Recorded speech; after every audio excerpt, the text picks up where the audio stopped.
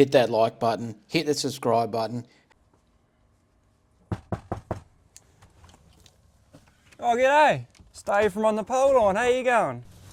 On this week's episode of the Pole Line, we're here in beautiful, sunny, freezing Kenilworth. We've just been to the bakery and had a sneaky treat. So I'm here with Andrew Summerhayes from Mildura. We got Rusty the dog. Keegan's inside, so we'll have a quick chat. G'day guys, how you going? You've been travelling around for a little bit now, and that's sort of a grey nomad thing. So you're in the age bracket to actually enjoy it. So what's it been like on the road? Oh look, it's been awesome. We haven't looked back. Like last year we done 9 months on the road, but we actually worked and travelled last year. And we enjoyed it that much. We said, nah, we're going home, we're selling the house, and we're on the road full time. So we've been on the road full time for about 2.5 months now, since Easter time. And we're living for today, not for tomorrow, and we're absolutely enjoying it. So we get asked a lot of questions. Oh, what are you going to do when you finish? Well, at the moment there is no end date, so we'll just keep rolling till we've had enough, or find a place we like and we pull up stumps.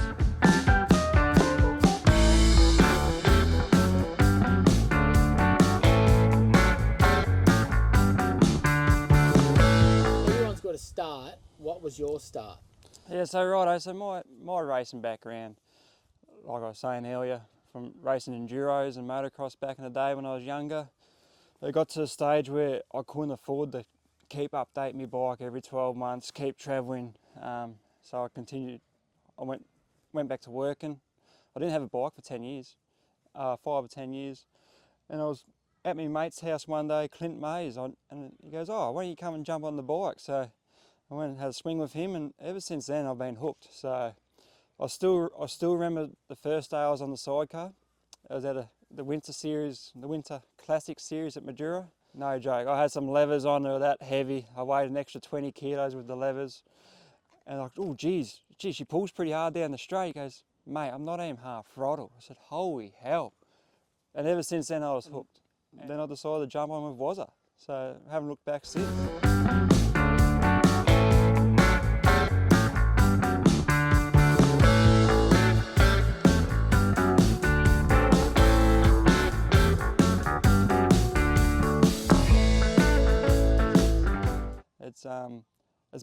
It's been a thrill. Words can't describe the feeling of being on the back of one of them bikes. Everybody goes, "Oh, you're mad." I said, "Yeah, I'm mad, but I love it." You know, like you can't describe it till you've been on the back of one of the bikes to understand what it's all about. So I'll keep going for a bit longer and we'll just see what happens. Now, we've got to address the elephant in the room. You're probably one of the tallest competitors I've ever met. Usually, the theory is you want a little jockey sort of passenger and this, that and the other, but you're definitely one of the taller guys. So, Wazza said it's for his benefit that you're quite so tall, but have you found it weird on a bike or anything, or have you been pretty comfortable? No, I've been pretty comfortable, to be honest. The only thing I found weird in the last 2 seasons is we've got new Kevlars and they're a bit shorter than what they used to be. So they tend to ride a bit up there a bit. But no, hasn't been a disadvantage. It's been pretty good, I reckon. It's probably, like he says, it's actually worked in my favour a fair bit because the little movements and you can adjust the bike so much. So.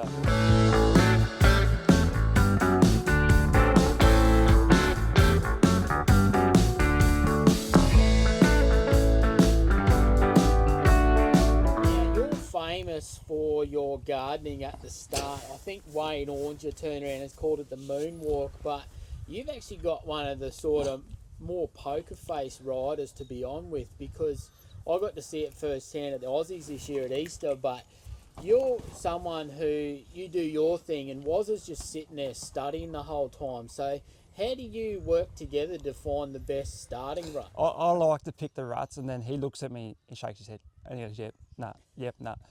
And so far it's worked how we do it.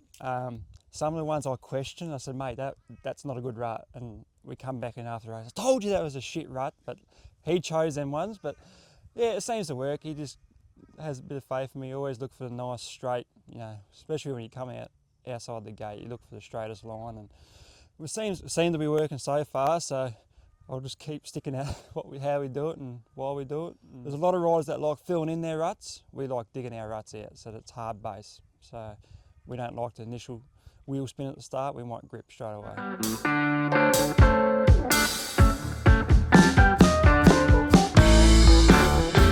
Mildura, I've always noticed since growing up, it's produced competitors like Phil Crump, Jason Crump, and then we get into the sidecar world, say Ben Pitt, Devon Gates, yourself, Wazza, you know. The history in it must be the amount of meetings or just the community comes together, and it's sort of a hub for Speedway itself in Australia, definitely in the bike scene. And I did leave out Lee Adams, but why so heavy into motorsport, especially Speedway down in sort of rural Victoria? Yeah, it's a hard one. Probably 'cause there's not a lot to do in Mildura, to be honest, unless you got a boat. Mildura's always been big in any form of motorsport. The motocross, the enduros. They had a desert race. You know, it's one of the biggest races in Australia. It's just always been big there. So I don't know. It's like we've produced some awesome riders at Olympic Park. You know, it's been going for 75 years straight, running that club. It's probably the oldest club in Australia. Like they got the 75th annual dinner this weekend that we're meant to be at. It's just a technical track, so that's probably why we've produced some of the best riders out there, you know, like Lee Adams. Unfortunately, he was not a world champion, but he's one of the most talked about riders because he can ride a technical track. Jason Lyons, he can ride a technical track. All them guys, they went really well overseas because they know how to ride a technical track, and that's from Mildura. And I guess Mildura breed them tough. Mentioned too that the Speedway community or the Speedway family is very cool, that, and I've noticed it this time around that I've been back, but even I got to bring this up, but the Mildura folk are so giving and so cool, especially when you're not even from there, because during COVID I got a grocery package from Megan Kay and Devon Gates. So why the community is so positive and strong down there too? I don't know. I think it's, you know, you're all like-minded people. You know, as soon as you're in the Speedway, it doesn't matter if it's solo, sidecars, you're part of the family. It doesn't matter where you are. And Mildura is really big for treating, you know, hosting everybody that comes from away to stay there and put them up for accommodation. Whatever they can do, it's so forgiving and loyal to all their Speedway people. So it must be just a Mildura thing, I think.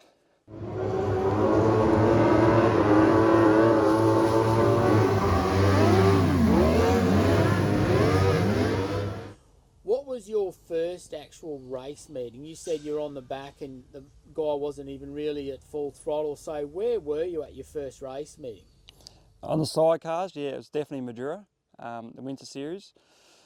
On the dirt bike scene, it was definitely all Mildura at Northwest Motorcycle Club, which is still up and going there. They run the Hatter Desert Race.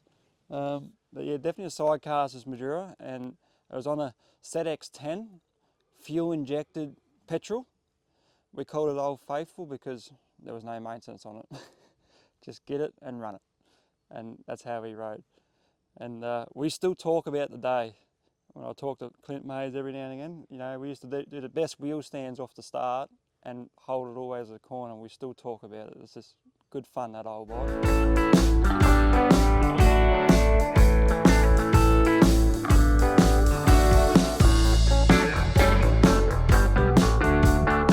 Got a hidden talent that I like to talk about, and Mark Playstead revealed himself. He's pretty handy behind the tongs as a cook, and you know, there's people that have little weird talents that, you know, not many people know about. So what's sort of your hidden talent, or what are you sort of known for behind the scenes that people might not know of? Say with the Speedway people, I'm probably well known for me ability to use the blade, the grader, building the track, race track to how we want it. I don't want to sound cocky, but over a few years, I reckon I've delivered some pretty good race tracks at Mildura. We've broken some track records on the tracks I've developed. So I like to say my hidden talent, a bit of earth moving side of things, how to move dirt around with the blade. Other than that, I'm just your average Joe Blow, like to have a good time, give everything a crack. When preparing a track, I get to sort of see people, my local track, you've been there, and it's a little bit different. It's more sort of tailored towards solos and being sort of slicker.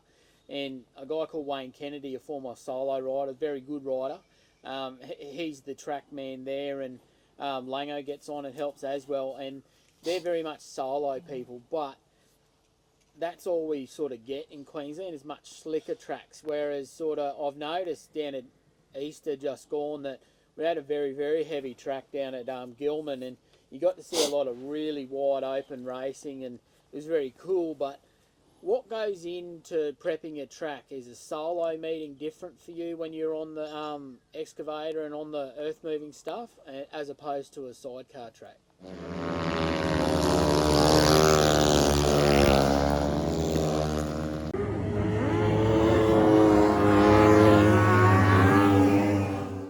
Yeah, that's a good question. We get asked that when I used to do the track. We get asked that all the time. How do you prep it different? To be honest, it's exactly the same.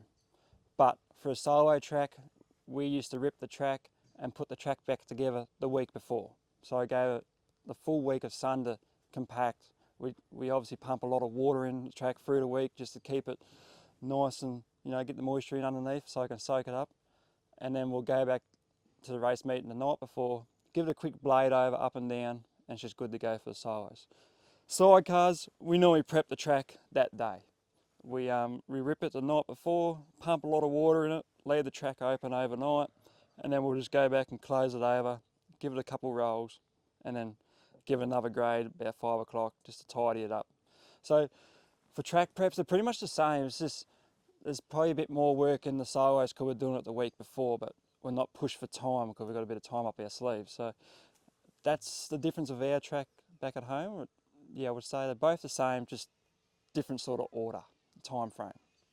Yeah, it's a really good, easy, workable surface, that one from Mildura, with the limestone in it and the sand, so it makes it very easy to work with, and it can be very hard if you leave it for too long. In Speedway sidecars, a lot of passengers have gone on to be quite good riders. You know, Damien Niche, Justin Playstead. You know, a lot of people have been very, very handy on the back, and one coming up in the future is actually Jesse Headland's looking towards getting on the handlebars. So, have you ever had that thought? Oh mate, I have had that thought. When I used to look after our old bike, as in Clint Mayes' bike, I used to ride around the yard, get it going, and it was very hard on your own. But we have talked about this, man, was it? And I'll need your help, because I said to him, you've got to get on the back of the bike one day and let me have a practice, because I want to scare the shit out of you because you've scared the shit out of me. So he goes, no, he just won't do it. He will not get on the back of the bike. I'd love to have a go on the bars. I've always talked about it. I just want to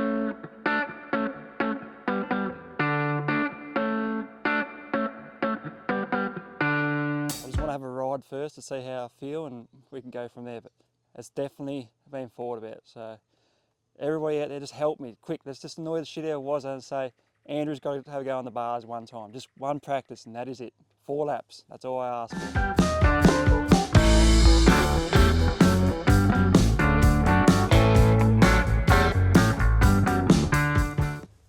Speaking of that, what's the most terrified you've been on the bike, but it's sort of come together and worked out, where you're in a tough spot or something hasn't gone quite right and you think, oh man, we're in for a drama here, and then it's come good? Yep, Gilman. The first time I rode Gilman with Wazza, it was back in 2017. I've never been on a bike where you've just held on the limiter for the whole 60 seconds. The first time I ran around, like, holy shit, we're going to back off here in the corners. Nah, it's like he goes along and he just throws it sideways and we're going around. And I come back and said, holy hell, mate, like, that's a bit quick. You know, I shit myself. He's just laughing. He goes, what do you mean? Just hold on the limiter, mate. She'll be right. Just send it. Yeah. We pulled it through, you know, we made the final, but we didn't win. As everybody will probably know or doesn't know, the first final Wazza's ever won in Gilman was the first World Cup and the Oceania. That was the first 2 finals he's ever won in Gilman in his whole racing career, and I was privileged to be on the back of him doing it. But Gilman now still scares me a little bit with how much speed we're carrying around there. but it's always worked out. We've had some of our biggest crashes there, and we've still walked out and kept racing. So that's all part of the fun, I guess. I want to talk about getting filled in and trying to deal with it, because on a sidecar, for the common folk that aren't really sure, this hand stays like this the whole time under the seat. You cannot let go of that hand, and then you got to get down, but you've also got to either tear off or roll off. What's it like dealing with a fill-in?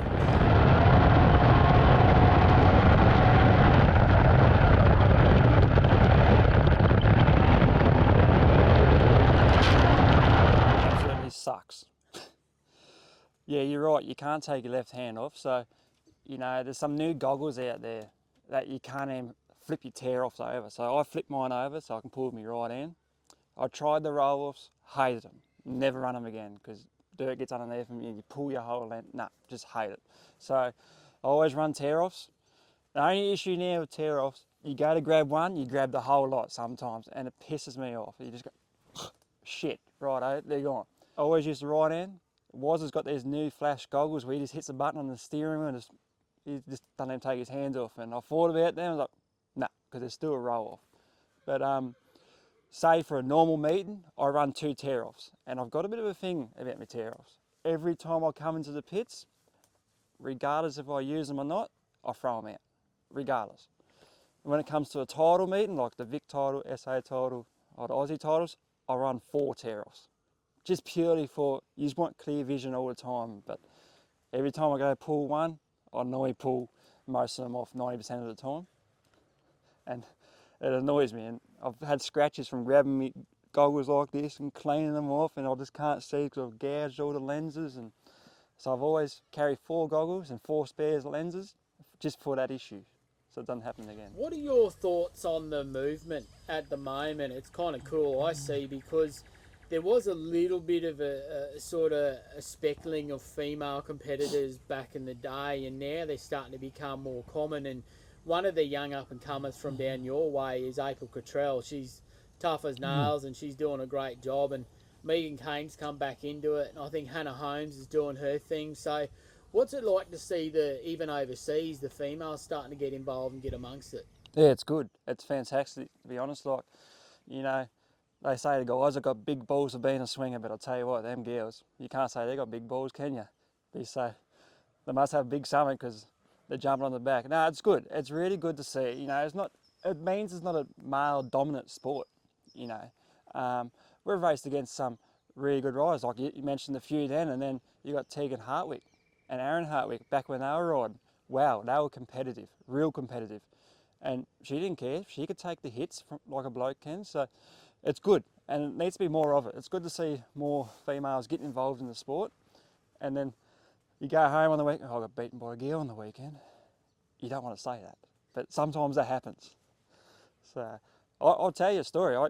Back in my motocross days, I was racing one of the Victorian title rounds, and I line up next to the girl, and I'm like, oh, jeez, girl beside me.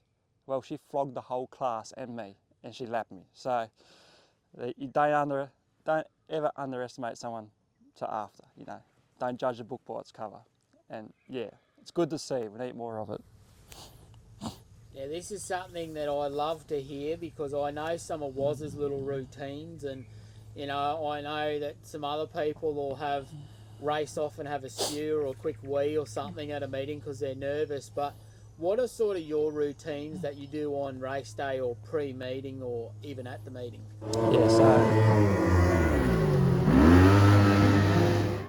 So me and Waz are both the same on this one. We won't eat on race day.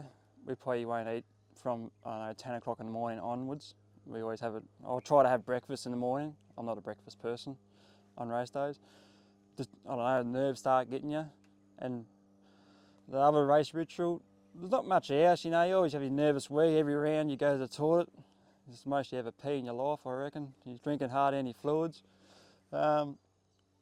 Besides that, everything's got to be clean. Like my goggles have got to be clean. That's the main thing. They've just got to be spot on all the time. Unlike Wazzy, he pulls me out of the bag, clicks the battery. Oh yeah, they're working, they're good. Let's go. Doesn't even check to see how much film he's got left in them. He just puts them on. But that's about it. Everything's got to be clean. I don't like being annoyed at the track. the good thing about Mildura, I used to prep the track just before we rode, so no one was really annoying me. At Gilman, I try to have a sleep or something. There's a photo of me going around me sleeping on the ground. I just like to be relaxed and just chilled out. So with your caravanning and that sort of away from Speedway, you've got a cool little thing on Instagram and Facebook called Keeping Up with the Summerhayes, and you've sort of learning the camera editing and all that sort of thing, but everyone's sort of getting behind it and supporting it. I like to good watch. My kids watch it with me and all that, but how do you think that can correlate back to Speedway, and we can sort of do our thing to sort of get Speedway back out there, you know, to the average bloke down the pub, or, you know, kids at school or whatever? Yeah, that's a hard one too. You're throwing the hard questions out. Look, I think it correlates back to Speedway because most of my followers at the moment on Facebook and Instagram are Speedway people, are people from Speedway. And, you know, we're going to all these amazing places and we're catching up with Speedway people everywhere all over Australia we've been so far. Like, I'm talking to you, so I'll be up in Brisbane. Oh, come to the Speedway. Like, oh, righto. And not only I spoke to you, I spoke to about a dozen other people. I didn't even have my shirt on, or my jumper on there, and people knew who I was and we're just chatting away. You know, it's just a good vibe. So I think that helps. And, you know, yeah, you know, I got followers over in New Zealand that following us just because they're from Speedway, but they're actually liking our travels, sending a message. Oh man, we're loving what you're doing. Like, yeah, so I think and it helps the sport because not only that we're traveling full time, but we're traveling to places to watch Speedway, and we're traveling to places so we can race Speedway as well. So it just all corresponds, I guess, in a way.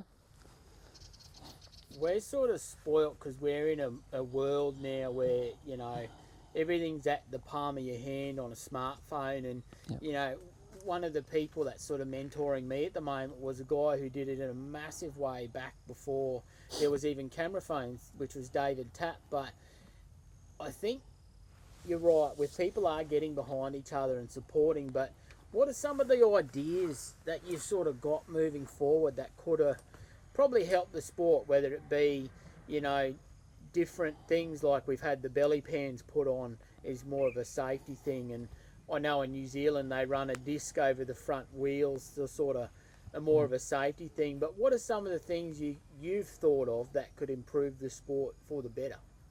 I have to say, and it comes back every time, the mud flap rule. Everybody should run the same mud flap, so it's fair on everybody. And I'm not, you know, I've raced against guys where their mud flap, they're passed, but it's mainly because of the name, it's passed. It's not, and the mud flaps aren't legal. So that's one thing we need to police on. Like the belly pan, that's great. I've seen, what was it, Mark Mitchell's son get ran over at Gilman, and I think Justin Placer ran over. And I still remember watching it all slow mo. He wiped off that much speed and quickly rolled over him. It is a freak accident. Accidents happen in the Speedway, and if it wasn't for the belly pan he had, it could have been a lot worse. So that's a big safety thing. But I believe the rear mud flap needs to be the same rules for everybody, so it's fair. So not everybody gets filled in, because some guys you filled in and you get thrown off the bike because it's that heavy. They're pretty good with the rest of it. Everybody's running the same size engines now, so same size rear tyre, which is good now. We're all running 19s, not 17s like they run it over New Zealand. But I think it's pretty good now. You can't complain.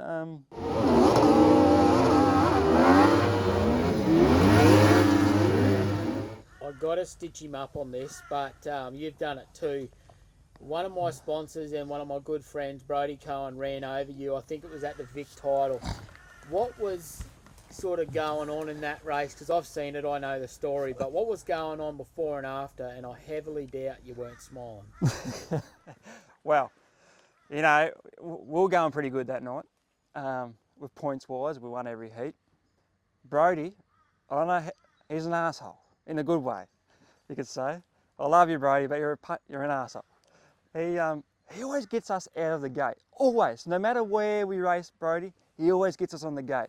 I don't know if it's because he's just got 500 horsepower in that engine of his, I don't know. Maybe we should pull that motor down and check it, but nah. He always got us out of the gate, and he was the only one that night to get us out of the gate in the heats. And he got out of the gate, and he was leading, and we're side by side, and I remember going down the back straight, and I look over, there he's right there, and we're just side by side the whole time. And fuck, this is a good race. This is like, I had a smile on my face because this is actually a good race. It was a clean race. We're rubbing a bit in the corners, and rubbing's racing, hey, like, but it wasn't hard, bang, get out of my way. It's only because his bike died in turn 3 and 4, and it shut down completely. And I didn't notice. I felt we hit him, but I still don't know how I come off. I don't know if it's from the initial hit, and I was off. And then the next minute I know I was getting ran over. And at the time, the only thing that was going through my head is get up and get off the track as fast as you can, because where's the next bike? That's the only thing I was thinking of it. I didn't know I had a broken foot, but I was like, I got up, I was like, oh shit, yeah, that's hurting. And the ambo comes over. Rule number 1 with your racing speedway, you don't listen to the ambos, you just jump on the bike and go again. So I got back on the bike, I was like, oh, it was, I'm like, get me back in the pits, this fucking hurts. Like, you know, this hurts, let me get back in the pits. And we had a look at it in the pits and we're like, I think that's broken. No, we'll leave the boot on, we'll keep racing. And that's what we did, and it worked out. But, you know, I'm not angry at Brody, it's racing. He tried everything he can to try to avoid me. And we still laugh about it, but he's still an arsehole for running me over.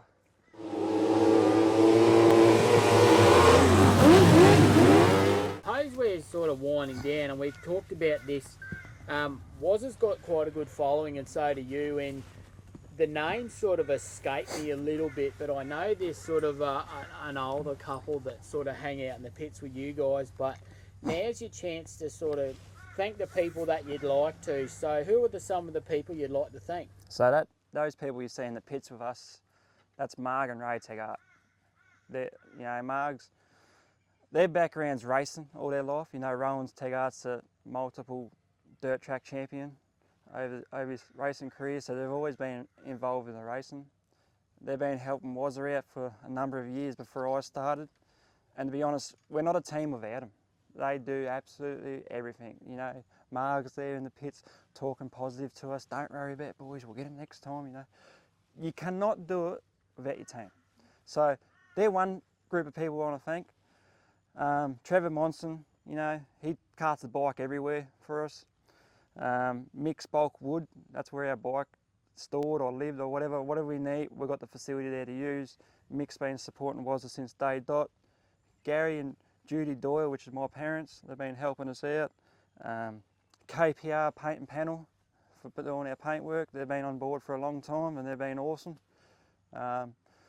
Bill's Bits and Bikes, they've been on board since the day dot, they do our fairings for us. Can't thank them guys enough. Oh shit, now you got me on the spot. Clevey, he's been supporting Wazza, he's been the big motivator behind Wazza to do the Screamer motor that he built. Yeah, there's obviously Summerhayes Contracting, which is us. Hey, I'm the passenger, so that's enough. You know, my wife, I can't thank her enough. Like, she doesn't go and watch all the meetings, but she supports us where she can and does what we want to do. So there's probably a few there I forgot, but I can't remember off the top of my head. Like, whoever supports us, you know, all the people in the background that's helped us out. It's just, you can't do it without them. Especially, well, this guy's not on our bike, but Spud Buchanan, Andrew Buchanan. We can't thank that guy enough for the hospitality. When he took us over to New Zealand a couple of years ago, he's been amazing, absolutely amazing. So that whole family and all the New Zealand people over there that helped us, can't thank them enough. So if I've forgotten about you, I'm sorry, but I haven't got the bike in front of me and it's been a while since I've seen it, but PTR, Phil, he's been a major influence on Wazza. Obviously Wazza works for him, but behind the scenes helping check, you know, helping the flows of the heads and whatnot. I can't thank Phil enough. And he's actually a sidecar rider from back in the day, what people don't know about. Yeah, without all them people, I can't thank him enough. And Wazza, wow. Thanks for the scares, Wazza, but you know, we're a good team, I think. We have a good laugh. I annoy shit out of him, he annoys me.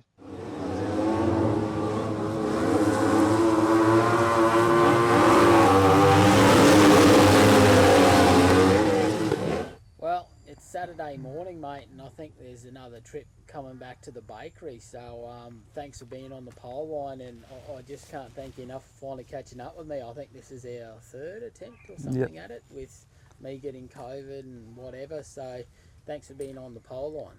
Yeah, the bakery sounds good, mate. I've been there every day this week and it's that good. So thanks a lot, Dave, for coming out here. You know, this is the third attempt at trying to do this. I love following your stories. It's good that someone else is doing it now. No one's done it for a fair while. Thank you, and everybody get behind us, support it. Cheers.